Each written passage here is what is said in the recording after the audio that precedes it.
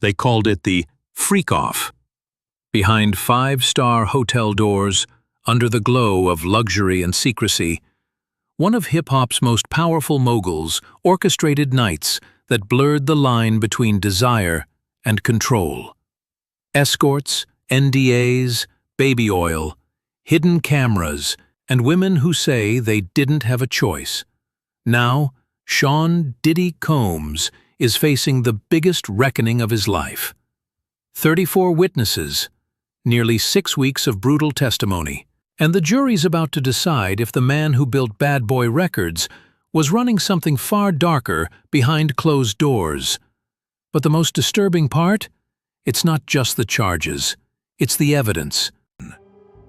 The empire behind the curtain. For decades, Sean "Diddy" Combs wasn't just a rapper or a producer. He was the image of success in hip-hop. Private jets, champagne, platinum records, everything about him screamed power. But while the world saw the entrepreneur with the Ciroc deal and the velvet suits, his inner circle says something else was happening behind the scenes. Insiders describe a world that revolved around control, not just over his music, but over the people closest to him. Former assistants, girlfriends, and security staff have painted a picture of a man obsessed with dominance. Rules were unspoken, but strict. Loyalty wasn't requested. It was expected. And those who didn't follow his rules, they disappeared from his life without a word. And it's not just hearsay. One former employee said Combs kept a tight circle and micromanaged everything, from what his girlfriends wore to who was allowed to speak to him directly. That same employee would later testify to witnessing acts that would become central to the government's case. But it wasn't just about discipline. It was about secrecy. And what some of those secrets held would eventually land him in a federal courtroom. And that's where this story really begins. 2. Trapped in luxury. Cassie Ventura speaks. When Cassie Ventura took the stand, the courtroom fell quiet. Once known as Diddy's muse, her voice on Me and You made her famous. But now, it was her testimony that shook the room. She wasn't there to talk about music. She was there to talk about control, violence, and what she described as being trapped in luxury. Her relationship with Combs spanned over a decade. But behind the red carpets and private islands, Ventura says she lived under surveillance, emotionally, sexually, and physically. I just didn't feel like I had much of a choice. Those were her words when asked about the now infamous freak-offs, drug-fueled sexual encounters with male escorts that she says she was forced to participate in, often against her will. She described being pressured into threesomes, sometimes high, sometimes scared, always afraid to say no.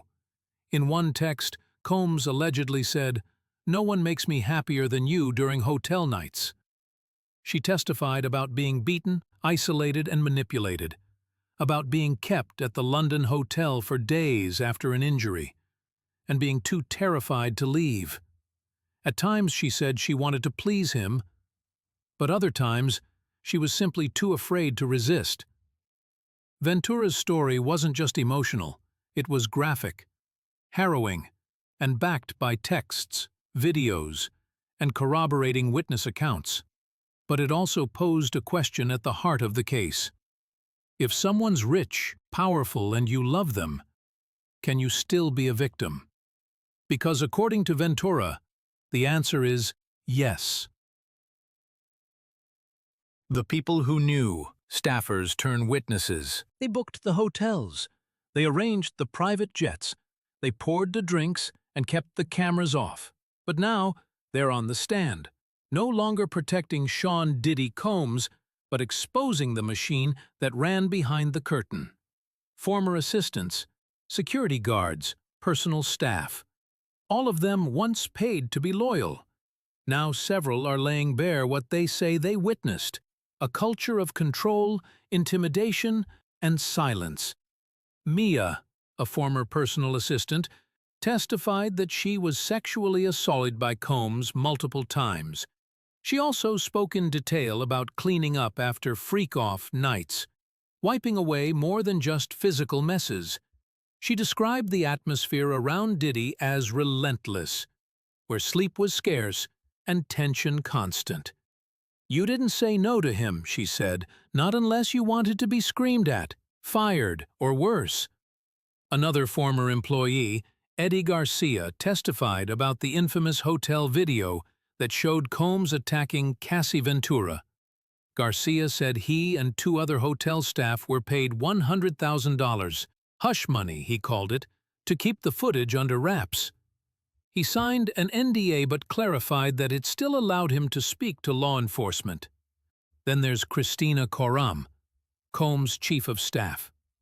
Her name appears in texts discussing hotel logistics, escort arrangements, and even mentions of Plan B pills kept in the nightstand. While she hasn't testified, her digital fingerprint is all over the case. Text messages and video footage shown to the jury seem to back what these insiders are saying, that Combs' inner circle didn't just know about his behavior, they often helped facilitate it. Whether by booking travel, coordinating NDAs, or managing women behind closed doors, the implication is chilling. This wasn't chaos, this was structure.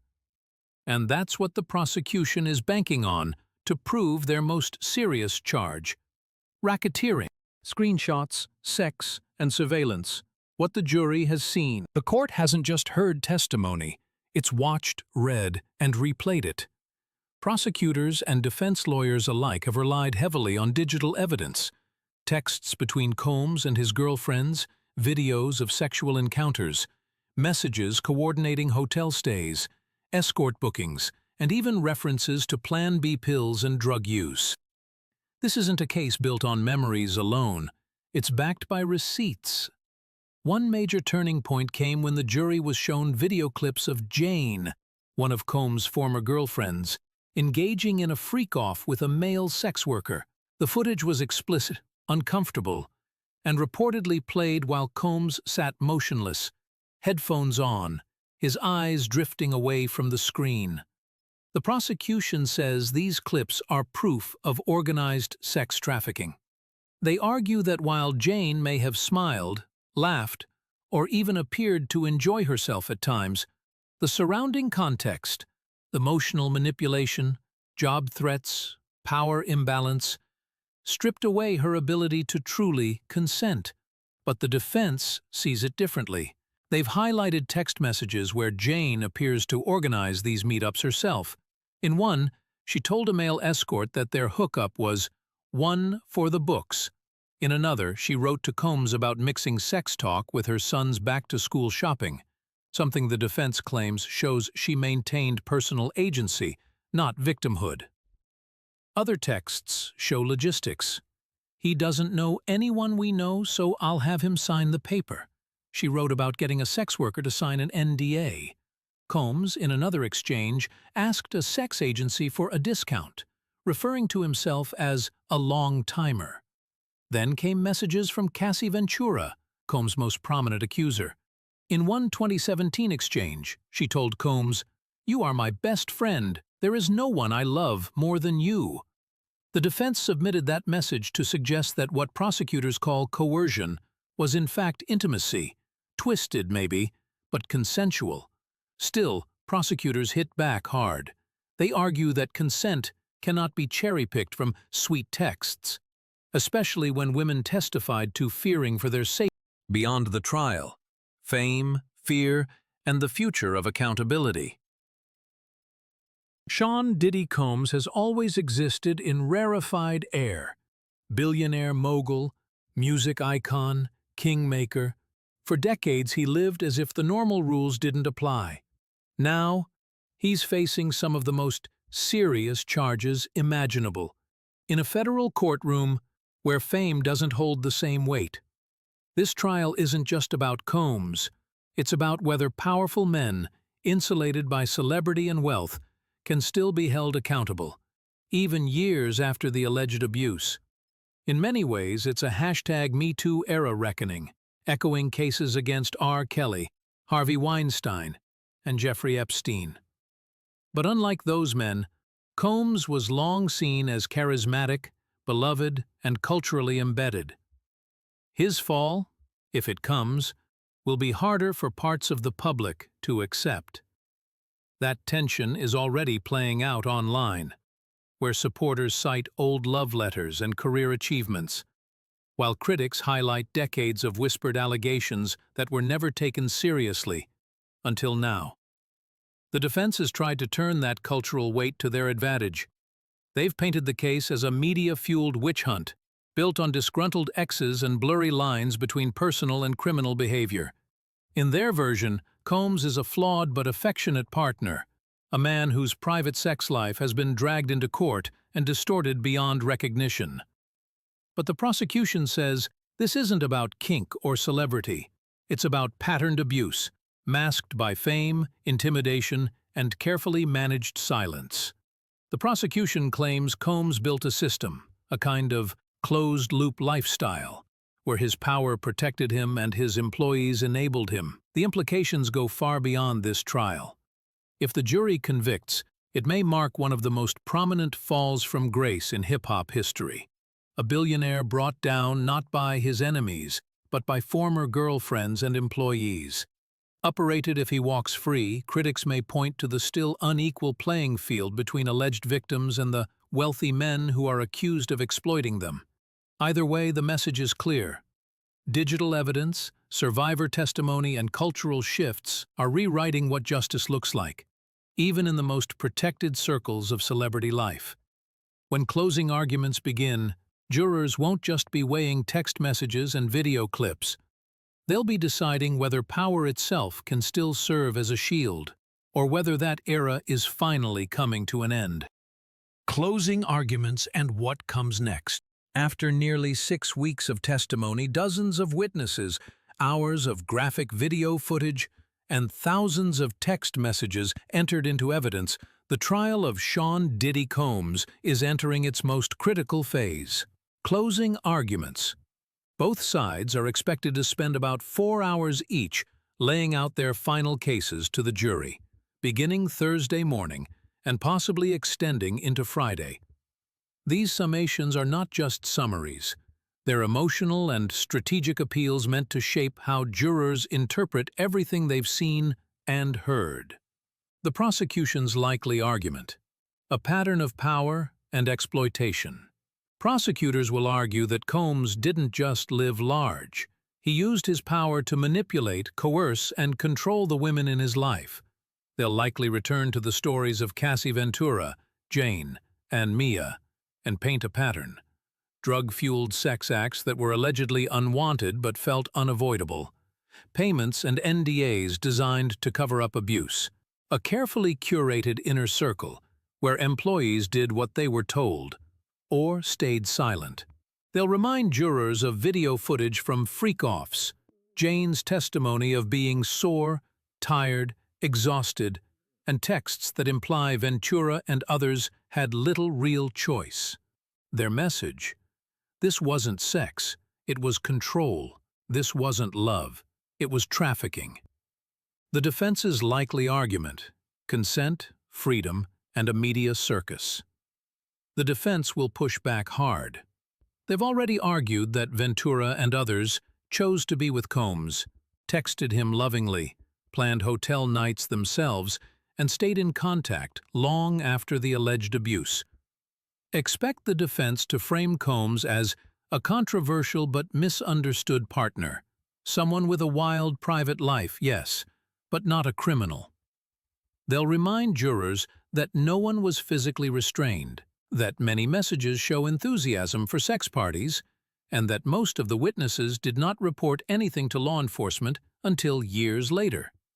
And they'll play to the idea of reasonable doubt, hammering away at the lack of direct evidence tying Combs to threats, bribes, or coercion.